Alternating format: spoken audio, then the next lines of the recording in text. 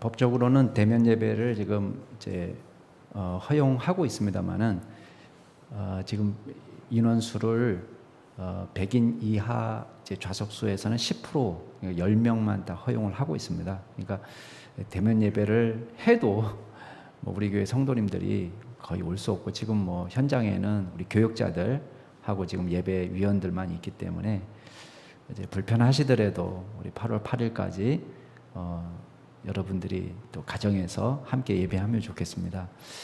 어릴 적에 집 마당에서 개를 키운 적이 있습니다.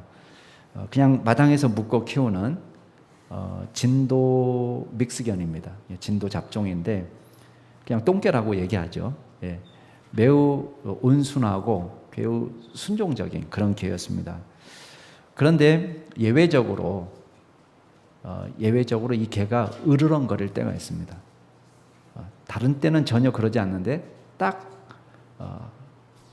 하나의 경우에만 으르렁거립니다. 밥 먹을 때 밥그릇을 건들려고 하면 으르렁거립니다.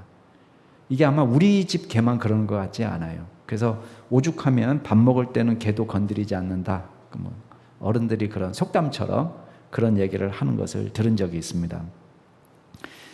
뼈다귀 같은 그런 정말 아끼는 것을 뺏으려고 하면은 굉장히 위험한 일이 벌어집니다. 자칫 잘못하면 개몰림 사고가 발생할 수 있는 것입니다.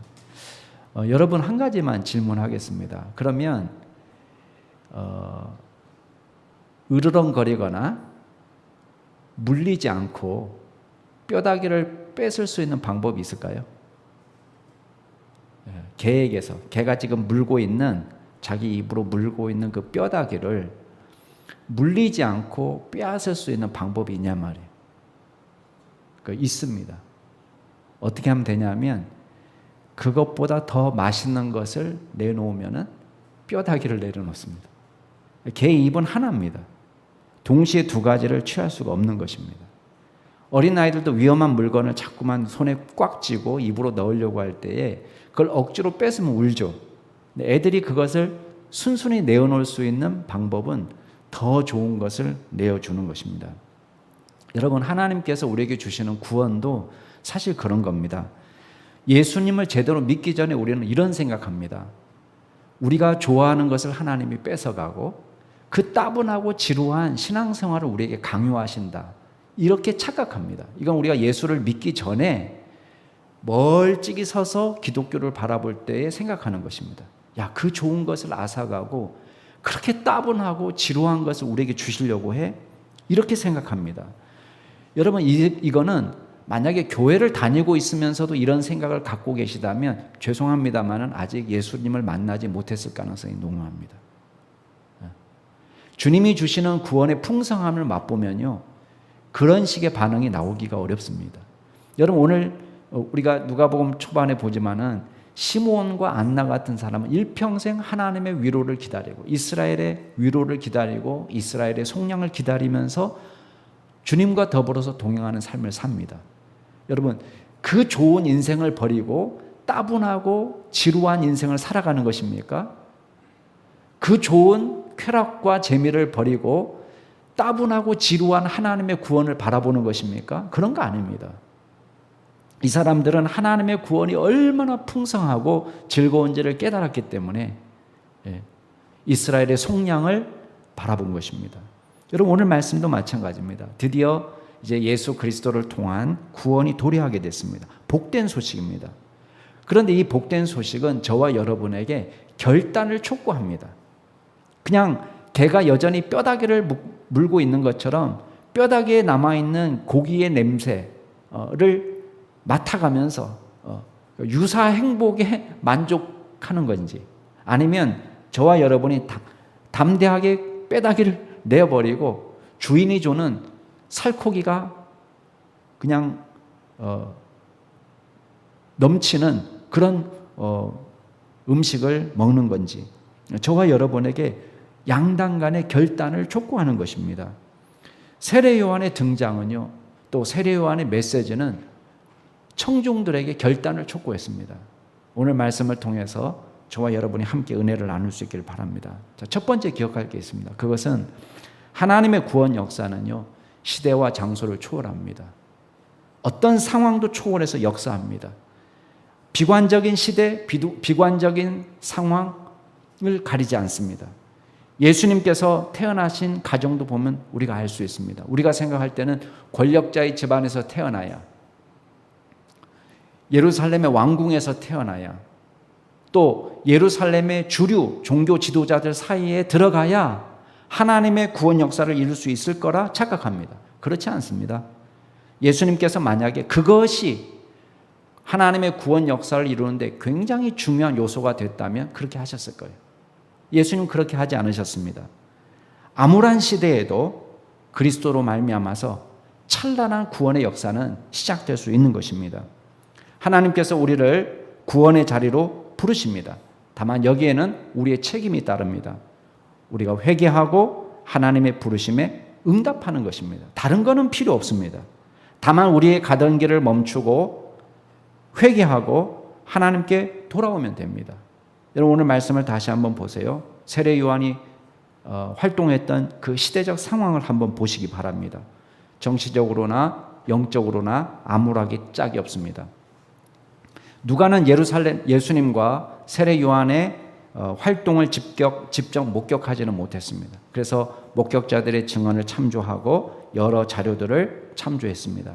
그러면서 예수님이 활동했던 시대 상황을 세속 역사의 흐름과 더불어서 병행해서 기록하고 있습니다. 여러분 3장 1절 한번 보세요. 어떤 시대입니까? 이 시대는 자 일단은 디베르 황제가 통치한 지 제15년째라 이렇게 말하고 있습니다. 티베리우스 황제. 로마의 역사를 참조하면 이때가 주후 28년 내지는 29년 정도로 추정이 됩니다. 그 당시에 유다를 다스리던 총독은 본디오 빌라도입니다. 빌라도에 대한 구체적인 평가가 성경에는 나오지 않지만 우리 세속 역사가들이 기록을 해놓고 있습니다. 여러분 요세푸스의 기록이나 유세비우스의 기록을 보면은 이 빌라도가 굉장히 그 폭력 정치를 한 거예요. 굉장히 사납습니다.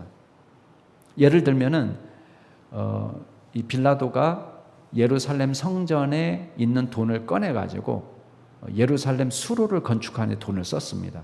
여러분 유대인들이 볼 때는 성전 돈을 세속적인 목적을 위해서 썼다는 것은 굉장히 불경한 것입니다. 그래서 축제 때 이 사람들이 전국 각지, 전 세계 각지에서 몰려와서 시위를 벌였습니다. 근데 이걸 어떻게 진압을 했냐면 사복을 입은 군인들이 시위대 무리에 숨어 있다가 큰 소리 외치는 사람들을 곤봉으로 때려 죽였습니다. 그러니까 그거를 피하기 위해서 사람들은 도망가면서 또 무리가 너무 크니까 서로 밟히면서 죽었습니다. 이런 유혈 진압을 한 것입니다. 누가복음 13장에는 빌라도가 갈릴리 사람들의 피를 섞어가지고 희생제물에 섞어가지고 제사를 드렸다는 표현이 나옵니다. 여러분 나라를 잃어버린 상태고 시대는 암울하고 지도자는 독재자입니다. 게다가 지금 오늘 1절 말씀에 보면은 유대의 총독으로 빌라도가 다스리고 있지만 갈릴리 지역은 분봉왕 헤롯이 다스리고 있습니다. 그리고 동생 빌립 또 루사니아가 또 나눠서 통치를 하고 있습니다. 원래 헤롯 대왕이 다스리던 지역을 4등분해 가지고 헤롯의 자녀들이 다스리고 있었는데 그나마 유대 지역, 에돔 지역, 사마리아 지역을 통치하던 아켈라오가 워낙 폭정을 하니까 이제 이 사람을 폐위시키고 그리고 유다 총독이 그 지역을 지금 담당하게 된 것입니다. 그러니까 정치적으로 굉장히 혼란스럽고 어려운 시대입니다. 영적으로는 어떻습니까? 제가 예수님 탄생 이야기할 때도 잠깐 말씀을 드렸지만 지금 오늘 말씀에 1절 후반부 2절부터 보면은 2절부터 보면은 대제사장 이름이 2사람 나옵니다. 안나스와 가야바. 원래 이러면 안 되거든요. 근데 이렇게 꼬이기 시작한 거는 사실 헤롯 때부터 꼬였습니다. 헤롯이 자기가 왕이 되면서 정통 대제사장으로 있는 사람을 대신해서 미천한 사람, 출신 성분을 알 수 없는 사람들을 제사장으로 임명시키는 거예요. 자기한테 아부할 수 있는 사람을. 그리고 대제사장이 입는 거룩한 옷을 압수해버렸어요. 언제만 입을 수 있느냐? 절기 때만 입을 수 있게 한 것입니다. 그 이유는 왕의 권위를 높이고 대제사장은 성복을 입지 않으면 그 권위를 행사할 수 없잖아요. 그러니까 그 권력을 약화시킨 거죠. 그리고 이거를 나중에 로마 총독이 와서 유대 지역을 가르칠 때도 다스릴 때도 이런 전통을 그대로 이어봤습니다. 그리고 임기가 짧아져요. 지금 안나스가 그래도 좀 길고 가야바도 좀 임기가 길었지만 그 이후에는 거의 1년씩 임기가 지나가요. 다 안나스의 가족들이 지금 대제사장들을 이어갑니다. 그러니까 시대만 보면은 절망적이기 쉽습니다. 정치적으로 영적으로 암울한 시대입니다. 사람들이 간절한 마음으로 새 시대를 갈망하는 것이죠. 그런데 오늘 말씀을 보면은 이 고통받는 백성들에게 하나님의 구원이 선포되고 있습니다. 여러분 그 말씀이 어디서 들려올까요? 우리가 상식적으로는 예루살렘에서, 아니면 대제사장의 입술을 통해서, 아니면 바리새인이나 사두개인들 같은 존경받는 종교 지도자들의 입에서 하나님의 메시지가 나올 것 같습니다. 그러나 그렇지 않습니다. 여러분 오늘 2절 말씀을 보세요. 2절 말씀 중반에 보면은 하나님의 말씀이 빈들에서 사가랴의 아들 요한에게 임한지라. 자, 누구를 통해서 말씀하십니까? 예루살렘 종교 지도자들의 입술을 통해서가 아니라 빈들에 있는 사가랴의 아들 요한을 통해서 하나님의 말씀이 증거되고 있습니다. 여러분 지난번에 1장에서 세례 요한은 심령이 강하여지고 이스라엘에게 나타나는 날까지 빈들에 거하였다라고 말씀했습니다. 빈들은 어떤 장소입니까? 사람이 많이 모이는 장소가 아닙니다. 그런데 하나님께서는 세상 사람들이 주목하지 않는, 아무도 몰려들지 않는, 아무도 그곳에 누가 있는지를 관심 갖지 않는 그곳에 있는 세례 요한에게 말씀을 주셔서 주의 말씀을 증거하게 하십니다. 여러분 무엇을 말씀하고 있습니까? 하나님은 시대 때문에 주춤하시는 것도 아니고 상황 때문에 주춤하는 것도 아니에요. 하나님께서는 시대와 상황을 초월해서 하나님의 사람이 있으면 하나님의 사람을 통해서 일하신다는 것입니다. 하나님의 말씀이 세례 요한에게 임합니다. 세례 요한은 다만 순종할 뿐입니다. 여러분 3절 말씀 보세요. 요한이 요단강 부근 근처에 와서 죄사함을 받게 하는 회개의 세례를 전파했다고 그랬습니다. 예, 아버지 사가랴를 통해서 주신 예언의 말씀 그대로입니다. 예. 사가랴가 예언할 때 너는 주 앞에 앞서가서 그 길을 준비할 것이다. 주의 백성에게 그 죄사함으로 말미암는 구원을 알게 할 거다. 세례 요한의 사명은 메시아의 선구자적 사명입니다. 메시아가 주신 구원을 백성들에게 미리 선포하는 것입니다. 이게 죄사함으로 말미암는 구원입니다. 그래서 세례 요한의 메시지도 매우 간단합니다. 오늘 말씀에는 그 구체적인 메시지가 나오지 않지만 마태복음에 보면은 메시지가 뭡니까? 회개하라. 예, 천국이 가까웠다. 회개하라, 천국이 가까웠다.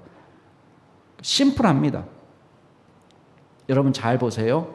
복음은요, 시대를 초월해서 역사합니다. 모든 상황과 환경을 초월합니다. 우리는 문제의 원인을 다른 사람에게서 찾으려고 합니다. 와, 나라가 이 모양이냐? 왜 하필이면 내가 태어났는데 로마의 식민지 하에서 태어났냐? 지지리도 복이 없지. 아, 왜 하필이면 로마 총독이 저 빌라도 같은 인간이냐? 아니, 영적으로, 정치적으로 이 지경이 된 거는 그렇다 치고 영적으로는 왜 이 모양이야? 우리나라 그 대제사장 때문에 문제야. 야, 헤롯 가문이 어떻게 이 나라를 통치하니? 에돔 족속인데. 여러분, 우리가 문제를 뽑아내려면 다 다른 사람 탓할 수 있는 문제가 차고 넘치던 시대입니다. 근데 세례 요한이 선포된 것은 무엇을 선포하는 것입니까? 우리 자신이 문제라는 것입니다. 저와 여러분이 회개하고 천국을 믿으라는 것입니다. 죄 사함을 받게 하는 회개의 세례를 선포하고 있는 것입니다. 다른 사람의 죄가 문제가 아니라 저와 여러분의 죄가 문제라고 선포하는 것입니다. 여러분, 회개를 뜻하는 단어는요, 헬라어로 메타노이아입니다. 물론 이 메타노이아의 원뜻은 마음의 변화를 의미합니다. 마음의 변화. 그러나 이걸 구약과 연결해서 이해하면 구약의 이스라엘 백성들이, 구약의 선지자들이 끊임없이 외친 것은 뭐냐면, 회개하라는 말 대신 뭐라고 외치죠? 수브, 돌아오라는 말하면 돌아오라. 그러니까 이 회개는 단순한 마음에 새로운 마음을 품으라는 정도가 아니라 개과천선해라 그 정도 의미를 말하는 것이 아닙니다. 방향을 바꾸라는 거예요. 내 삶의 주인을 바꾸라는 것입니다. 하나님께 돌아오라는 것입니다. 인생의 목적을 바꾸는 것입니다. 과거 내가 즐기던 삶을 청산하고 우리의 인생의 주인으로 하나님을 모셔드리라는 것입니다. 여러분, 그렇기 때문에 세례 자체 그 행위는 별로 중요한 게 아닙니다. 세례는 회개의 증거로 베풀어지는 것입니다. 세례의 관습은 원래 이교도에서 유대교로 개종할 때 이방인들이 받는 거였습니다. 여러분, 그렇다면 이 세례의 의미가 뭡니까? 방향을 완전히 바꾸는 거예요. 내가 달려가던 방향에서 정반대의 방향으로 개종과 같은 철저한 변화를 지금 요구하는 것입니다. 정말 중요한 것은 세례를 받으러 나오는 것이 중요한 것이 아니라 회개하여 하나님께 돌아오라는 것입니다. 그렇기 때문에 세례 요한의 사역은 가히 혁명적입니다. 여러분, 세례 요한이 메시지를 전하니까요, 엄청난 회개 운동이 일어났습니다. 그 증거로 많은 사람들이 세례 요한에게 세례를 받으려고 몰려옵니다. 여러분, 세례 요한이 아무한테나 세례 줬다고 생각하시면 안 됩니다. 무턱대고 세례 준 게 아닙니다. 진심으로 죄사함, 회개의 증거가 나타난 사람에게 세례를 베푼 거예요. 그런데도 많은 사람이 세례를 받았다는 것은 무엇을 의미할까요? 진실로 많은 사람들이 주 앞에 돌아오는 역사가 나타나고 있다는 것입니다. 여러분, 이거를 누가복음 기자는, 누가는 뭐라고 기록했냐면 이건 이사야의 예언의 성취라 이렇게 봤습니다. 여러분, 오늘 3절 4절 말씀 같이 한번 읽어볼까요? 자, 4절부터 6절까지 같이 한번 볼게요. 4절부터 6절까지 시작. 선지자 이사야의 책에 쓴 바 광야에서 외치는 자의 소리가 있어 이르되 너희는 주의 길을 준비하라. 그의 오실 길을 곧게 하라. 모든 골짜기가 메워지고 모든 산과 작은 산이 낮아지고 굽은 것이 곧아지고 험한 길이 평탄해질 것이요 모든 육체가 하나님의 구원하심을 보리라 함과 같으니라. 여러분, 얼마나 놀라운 일이 벌어졌습니까? 모든 악조건이 다 극복된 것입니다. 여러분, 세례 요한이 복음을 선포할 때에 이 소리는 광야에 외치는 자의 소리에 불과했습니다. 광야에서 아무도 알아주지 않는 것 같은 그곳에서 외치는 자의 소리 같은 보잘것없는 소리에서 시작이 됐습니다. 그런데 어떤 일이 벌어졌습니까? 이사야가 이 말씀을 할 때는 바벨론이 망하고 심판을 당하고 도저히 회복할 기미가 없는 이스라엘 백성들이 회복될 것을 노래하고 있습니다. 무슨 뜻입니까? 하나님은 모든 장애물을 제거하신다는 겁니다. 오늘 말씀에 보니까 모든 골짜기가 메워졌다는 거예요.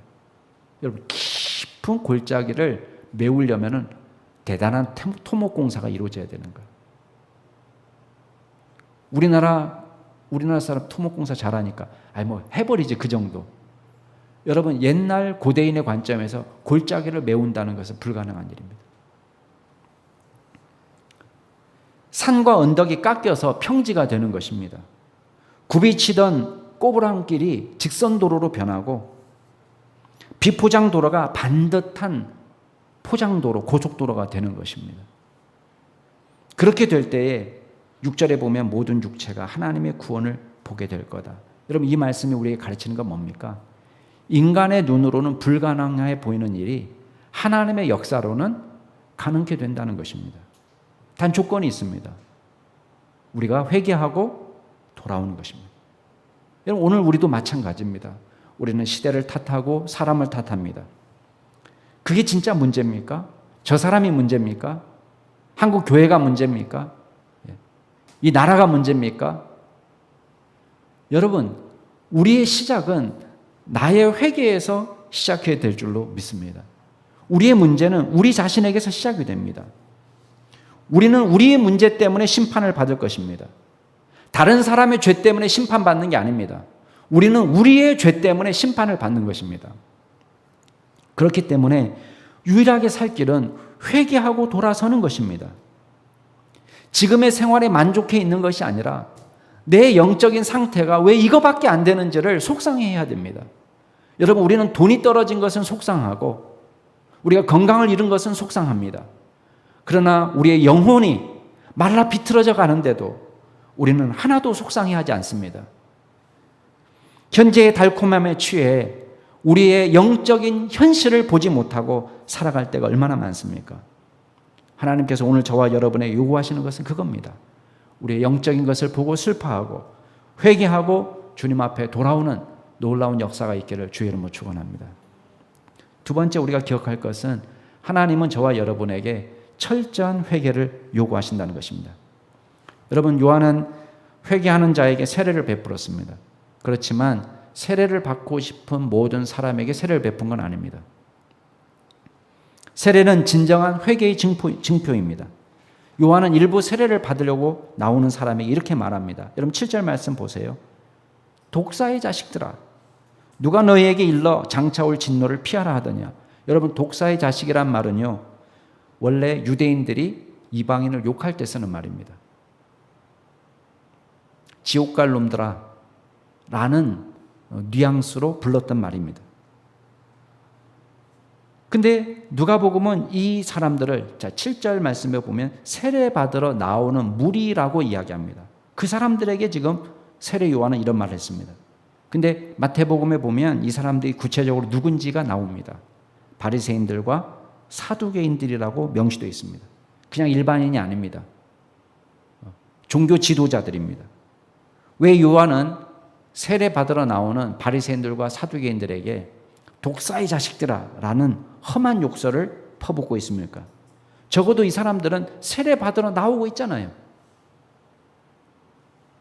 왜 자신에게 세례 받으러 나오는 사람을 독사의 자식들이라고 독설을 퍼붓고 있습니까? 두 가지 잘못을 지적하고 있습니다. 여러분 8절 말씀만 같이 한번 읽어볼까요? 8절 누가복음 3장 8절 같이 읽겠습니다. 시작. 그러므로 회개에 합당한 열매를 맺고 속으로 아브라함이 우리 조상이라고 말하지 말라. 내가 너에게 이르노니 하나님이 능히 이 돌들로도 아브라함의 자손이 되게 하시리라. 아멘. 자, 두 가지를 지적하는데 하나는 뭘 지적합니까? 회개의 증거가 없다는 것입니다.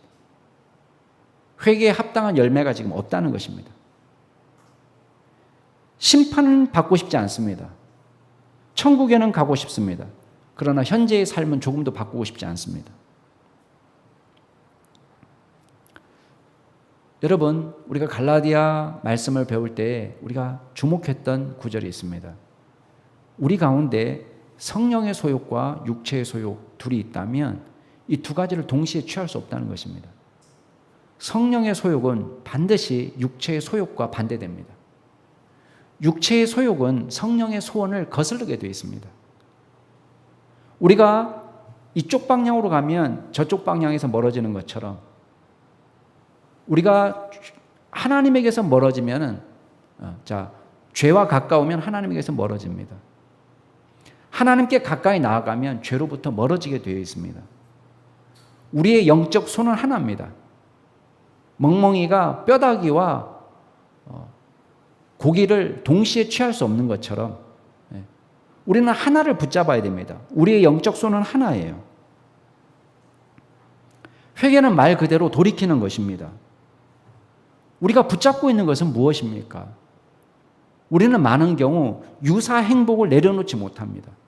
이걸 진짜 행복이라고 착각합니다. 고기 냄새 나는 뼈다귀가 진짜인 거라고 착각하는 것처럼 우리는 유사 행복을 마치 예수님을 믿을 때에 주어지는 복이라고 생각하고 살아갑니다. 여러분, 바리새인들과 사두개인들은 세례 요한의 메시지를 듣고 회개하지 않습니다. 세례 받으러 우르르 몰려 나옵니다. 그러나 진정한 회개가 있어서가 아닙니다. 나중에 뭐라고 말할까요? 아유, 나도 세례 요한 그 양반 만나봤다고. 나도 요단강 거기 갔다 왔어. 뭐 세례 좀 받았는데 그 특별한 느낌도 없더라고. 이렇게 말할 것입니다. 회개에 합당한 열매. 두 번째, 요한이 지적하는 건 무엇입니까? 자신에 대한 확신이에요.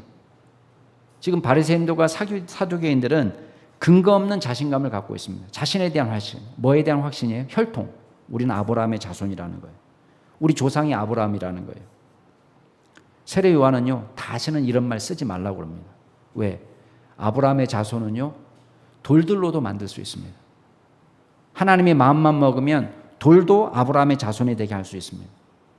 바울은 로마서 4장에서 이렇게 말합니다. 우리가 상속자가 된 것은 우리가 은혜에 속하기 위해서 믿음으로 된 것이다. 그 약속을 그 모든 후손에게 굳게 하려 하심이라. 여러분, 우리가 약속을 믿을 때에 그 후손은 누구의 후손이에요? 아브라함의 후손이 된다는 거예요. 그래서 율법에 속한 자에게 뿐만 아니라 아브라함의 믿음에 속한 자에게 그 후손의 복을 주신다는 거예요. 그렇기 때문에 아브라함은 우리 모든 사람의 조상이 된다. 우리 모든 사람은 어떤 사람입니까? 믿는 사람이에요. 믿는 사람의 조상이 된다는 것입니다. 혈통이 아니라, 신분이 아니라. 여러분, 우리는 오해하지 마세요. 우리 각자의 신앙으로 하나님 앞에 섭니다. 부모의 신앙으로 서는 것도 아니고 배우자의 신앙으로 서는 것이 아닙니다. 우리는 직분으로 묻어갈 수도 없습니다. 우리의 신분이나 지위나 혈통이나 소속이나 출신이나 우리의 소유나 그 무엇이 우리의 구원을 보장하지 못합니다. 심지어 요한은 돌들로 아브라함의 자손이 되게 만드실 수 있다라고 말씀하십니다. 여러분, 하나님께서 우리에게 물으시는 건 다른 게 아닙니다. 저와 여러분의 신앙이에요. 저와 여러분의 신앙.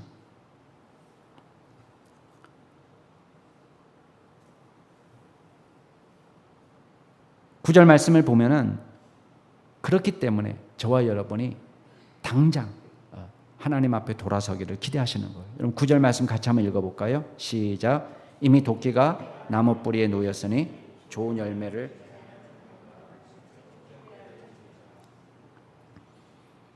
이게 회개하지 않는 사람들의 영적 운명입니다. 여러분, 우리의 형편이 그렇게 한가하지 않습니다. 우리의 처지를 어떻게 이야기합니까?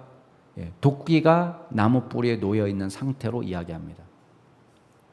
똑같은 햇빛 쐬고 똑같은 걸음 주고 똑같은 비를 맞고 똑같은 농부가 돌봤다고 해서 동일한 열매를 맺는 게 아닙니다. 아마 예전에도 제가 여러분에게 말씀드린 적이 있을 거예요. 저희 어머니가 저를 어릴 적에 밭에 데리고 가면은 톱 한 자루 딱 줍니다. 그리고는 따라오면서 빨간색 노끈으로 묶여있는 건 다 잘라버리라는 거예요. 톱질해서. 수년 동안 열매를 맺는지 맺지 않는지를 보고 기억했다가 이제 앞서가시면서 빨간 노끈을 딱 묶습니다. 무슨 의미입니까? 넌 오늘 끝났다, 그 뜻이에요. 그러면 제가 뒤따라가면서 톱질해서 베어버립니다. 키우는 거는 20년 걸립니다. 30년 걸립니다. 베는 거는요, 눈 깜짝할 사이입니다. 도끼가 나무 뿌리에 놓였다는 말은 무엇을 뜻합니까? 심판이 임박했다는 뜻이에요. 회개할 기회가 많지 않다는 것입니다. 자꾸만 여러분들은 회개의 기회를 늦춥니다. 여러분, 어정쩡하게 살지 마세요. 여러분의 인생을 하나님께 드리시기 바랍니다. 그럴 때 진정한 구원의 기쁨과 감격으로 하루하루 살아가게 될 줄로 믿습니다. 마지막으로 기억할 게 있습니다. 여러분, 회개에 합당한 열매를 맺으라는 것입니다. 회개는요, 단순히 추상적인 마음의 작용이 아닙니다. 회개는 구체적인 삶의 변화입니다. 위선적인 종교 지도자들과 달리 진심으로 회개하는 사람이 있습니다. 여러분, 진심으로 회개하는 사람의 질문은 뭔지 아세요? 우리가 진심으로 회개하게 되면 이런 질문을 하게 됩니다. 그러면 내가 어떻게 살아야 되지? 이런 질문이 나옵니다. 누가 시켜서가 아닙니다. 내가 어떻게 살아야 되지? 이런 질문이 나오게 되어 있습니다. 10절에 보면 무리가 묻습니다. 그러면 우리가 뭘 합니까? 너무 당연한 질문 아니에요? 우리가 예수님을 만나게 되면 복음을 수용하게 되고 우리 마음에 회개가 일어나면 이 질문이 당연히 일어납니다. 이제 우리가 뭘 해야 됩니까? 그때 세례 요한이 답합니다. 11절 말씀에 보면 옷 2벌 있는 사람은 옷 없는 사람에게 나눠주고 먹을 것 있는 사람은 그렇게 할 것이다. 여러분 잘 보세요. 회개가요. 자, 우리가 복음의 회개에 합당한 열매라는 것이 엄청나게 어려운 일이라는 이렇게 생각하시면 안 됩니다. 하나님 우리에게 그런 걸 요구하지 않습니다. 야, 다니던 직장 다 때려치고 무조건 전도하러 다녀. 이것도 아닙니다. 야, 재산 다 팔아서 다 바쳐.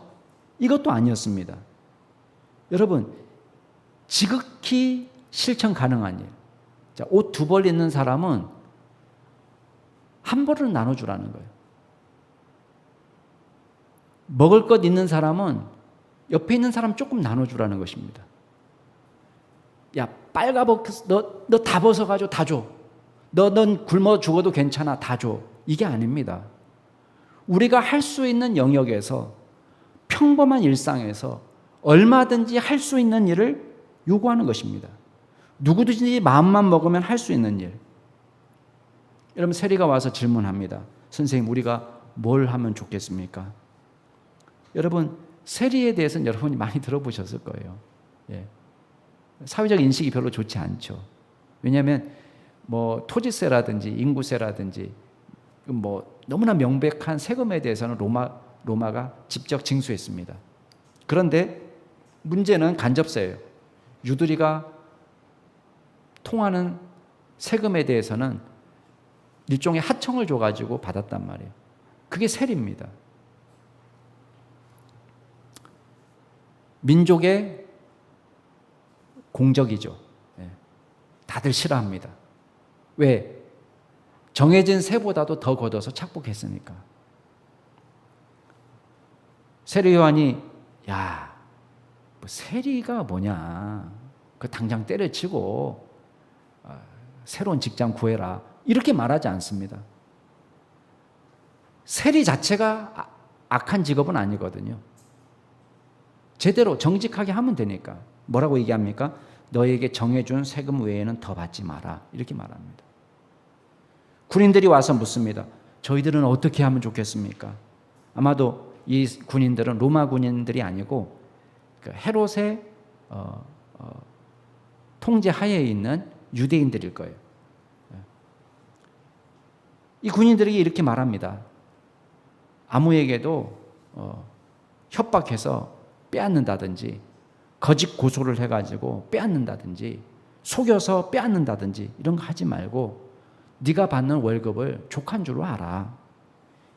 여러분 세리들과 마찬가지로 이 군인들도 얼마든지 자신이 가진 권력을 남용할 수 있는 사람들이에요. 법보다도 주먹이 앞서는 시대예요.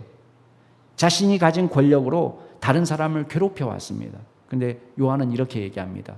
그냥 주는 대로 월급으로 만족하고 억지로 때려서 속여서 강제로 다른 사람의 것을 빼앗지 말라는 것입니다. 여러분 회개의 열매는요 대단한 데서 시작되는 게 아닙니다. 하나님의 일은 엄청난 업적이 아닙니다. 저와 여러분의 일상에서 시작이 되는 거예요. 여러분의 가정에서, 여러분의 일터에서, 여러분의 사업하는 가운데 일어나는 것입니다. 우리의 일상에서 우리가 가진 권한과 책임을 바르게 수행하라는 것입니다. 그 일을 성실히 수행하는 데서 변화가 시작되는 것입니다. 하나님, 저를 통해서 세상을 변화시켜 주옵소서. 이렇게 말할 때에 우리는 지구 반대편에 가서 일할 것을 생각하는 게 아닙니다. 물론 지구 반대편까지 부르신다면 우리는 순종해서 나가면 됩니다. 그러나 우리가 할 일은 뭡니까? 지금 여러분이 있는 곳에서 아내로서, 남편으로서, 부모로서 마땅히 사용해야 될 권한과 책임을 잘 감당하는 것입니다. 직장에서 우리가 마땅히 수행해야 될 책임을 다 하는 것입니다. 이를 게을리하지 않는 것입니다. 우리가 부지런히 최선을 다해서 우리에게 맡겨진 일을 잘 감당하는 것입니다. 여러분, 가족들에게 씩 한번 웃어주는 것이 엄청나게 큰 돈이 듭니까? 여러분, 제가 보니까요, 부부 사이에 미소만 지어줘도요, 미소 만났을 때 씩 한번 웃어줘도 부부 관계가 깊어진다고 얘기합니다. 여러분, 부인에게 웃어준 적이 언제입니까? 그냥 뭐 말 사랑한다 뭐 이런 닭살 돋는 얘기 말 말고 그냥 웃어주는 거. 남편에게 웃어준 적이 언제입니까? 우리는 큰 돈 들이지 않지만 마음을 편안하게 해줄 수 있습니다. 여러분, 우리 자녀들에게 우리가 어떻게 말합니까? 우리가 막 말하지 않아요? 똑바로 해. 이거밖에 안 돼. 내가 지켜보고 있어. 우리 이렇게 얘기합니다. 근데 우리는 우리 자녀들에게 한 번 웃어주는 것만으로도 엄청난 변화를 가져올 수 있는 것입니다. 여러분, 세리가 정한 세금을 거두는 것, 군인이 자기 월급으로 만족하는 것, 이거 상식에 속한 일입니다. 엄청난 헌신을 얘기하는 게 아닙니다. 그냥 상식적인, 마땅히 해야 될 상식을 실천하라는 것입니다.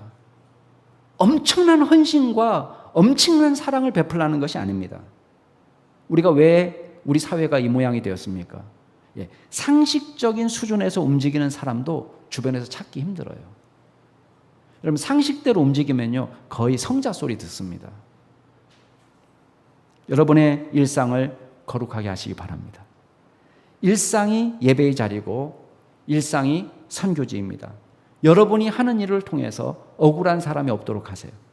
여러분의 권력이 다른 사람을 해하는데 사용되지 않게 하세요. 오히려 여러분의 권한으로 다른 사람을 행복하게 만드시기 바랍니다. 그리스도의 긍휼과 자비를 실천하는 사람이 되기를 바랍니다. 사랑하는 성도 여러분, 오늘 설교 제목이 데우시스입니다. 아마 내내 설교 들으면서 궁금했을 거예요. 왜 제목이 데우시스일까? 목사님 왜 이렇게 어려운 말을 썼을까? 여러분, 데우시스는요, 쉽게 말하면 이겁니다. 하나님 닮아가는 것. 그게 데우시스입니다.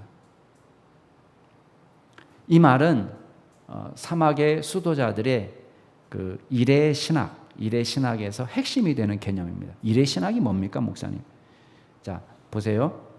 하나님을 닮아간다는 것은요, 우리가 어떤 직분을 가졌느냐, 어떤 일을 하고 있느냐, 그거하고 관계가 있는 게 아닙니다. 자, 제가 다시 한번 얘기할게요. 하나님을 닮아간다는 것은 쉽게 말하면 내가 목사이기 때문에 하나님과 더 가깝고, 내가 지금 성경을 읽고 있기 때문에 하나님과 더 가깝고, 이런 게 아니라는 거예요. 자, 우리가 갖고 있는 직분이나 우리의 직업이나 우리가 하고 있는, 지금 수행하고 있는 일, 이 자체가 우리를 하나님 닮게 하는 건 아닙니다. 바리새인들과 사두개인의 직위 자체가, 그 사람들이 하는 종교적인 행위 자체가 그 사람들을 거룩하게 하는 게 아니란 말이에요. 하나님을 닮아간다는 것은 뭘 의미하느냐? 우리가 어떤 사람이 되었느냐를 의미하는 것입니다. 세례 요한이 우리에게 요구하는 게 그거예요. 방향을 바꾸라는 거예요. 방향. 하나님을 주인으로 모시고 사는 사람이 되라는 것입니다. 그러면 자, 보세요. 우리의 삶을 바꾸고 방향을 바꾸고 하나님을 우리의 주인으로 모시고 살아갈 때 우리 가운데 삶의 목표가 달라집니다. 직업이 달라지는 게 아니에요. 삶의 목적이 달라집니다. 여러분, 기도 몇 분 더 하겠다, 성경 몇 장 더 읽겠다, 이걸로 삶의 목적이 달라지는 게 아닙니다. 우리는 기도를 열심히 해서 현재의 고난을 제거하는 것이 선이라고 생각합니다. 근데요, 보세요. 그래서 자꾸만 기도가 수단이 되고 성경 읽는 것이 수단이 되고 예배가 수단이 됩니다. 내가 그래도 예배 드리면 하나님이 나를 이뻐해서 나에게 이런 복을 주시겠지? 이게 수단이 되는 거예요. 아니에요. 우리가 하나님을 섬기는 것은 그 자체로 목적이 되는 것입니다. 그러면 삶의 목적도 달라집니다. 그리고 일상은 거룩함을 실천하는 자리가 되고요. 또 일상은 우리 자신을 거룩하게 변화시키는 자리가 됩니다. 자, 이게 중요합니다. 보세요. 우리 일상의 모든 삶은 내가 변화된 삶이 나타나는 것이기도 하지만 그 일상 속에서 우리가 거룩하게 변화되는 자리가 되기도 합니다. 생각해 보세요. 틀어진 관계를 보면서 우리는 뭘 깨닫습니까? 내 죄를 깨닫습니다. 야, 내가 저 사람도 사랑할 수 없는 사람이구나 라는 것을 깨닫습니다. 부딪히기 전에는 내 죄를 몰랐습니다. 나는 썩 괜찮은 사람인 줄 알았습니다. 근데 저 사람이 나타나면서 내 안에 시기와 분노와 질투와 미움이 있다는 것을 깨달았습니다. 그전에는 몰랐습니다. 우리는 이렇게 생각합니다. 저 인간만 없어지면 내 마음이 평안하겠다. 아니에요. 저 사람 때문에 내 안에 죄가 지금 깨달아진 겁니다. 그러면 어떻게 됩니까? 이 일상에서 내가 회개의 자리로 나가는 것입니다. 우리는 갑질하는 상사나 갑질하는 손님을 만나면 분노가 솟구칩니다. 그럼 우리가 뭘 깨닫습니까? 나 썩 괜찮은 사람인 줄 알았더니 저런 인간 만나니까 내 속에서 더러운 것이 올라오는구나. 우리의 임계점이 터진 거예요. 그럴 때 우리는 뭘 깨닫습니까? 우리는 나도 별것 없는 죄인이라는 것을 깨달았습니다. 그리고 나서 그 일상 속에서 이 갑질하는 상사와 갑질하는 손님을 사랑과 온유함으로 대합니다. 그러면서 우리의 일상이 다시 거룩해지는 것입니다. 이게 반복이 됩니다. 그러면서 우리가 데오시스, 하나님을 닮아가는 삶이 나오는 것입니다. 여러분, 무료한 야간 근무하실 동안 여러분 뭘 합니까? 참 내 인생이 처량하구나. 이 밤에 다른 사람들 다 잠을 자는데 나는 혼자 이 일을 하고 있구나. 가 아니라 그 시간 동안에 주님과 깊은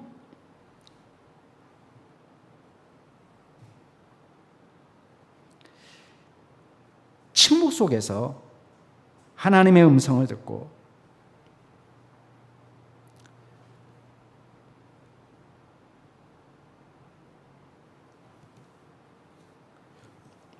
주님께 기도하는 것입니다. 여러분, 단순 작업이 반복되는 생산 라인에서 우리가 무엇을 경험할 수 있습니까? 아무 생각도 없이 어떤 분들은 그 생산 라인에서 TV를 본다는 거예요.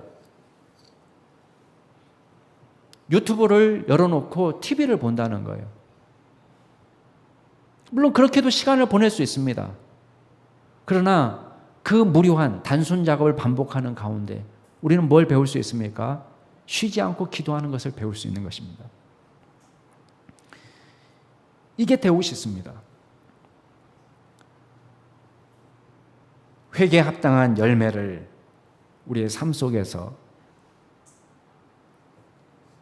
철저히 맺어갈 수 있는 데오시스, 하나님의 닮음이 저와 여러분의 삶에 온전히 나타나기를 기도합니다. 사랑하는 성도 여러분, 주님이 저와 여러분에게 회개에 합당한 열매를 맺으라고 말씀하십니다. 그리고 그 부르심에 저와 여러분이 믿음으로 응답합시다. 같이 기도하겠습니다. 하나님, 우리의 일상이 거룩해지기를 소원합니다.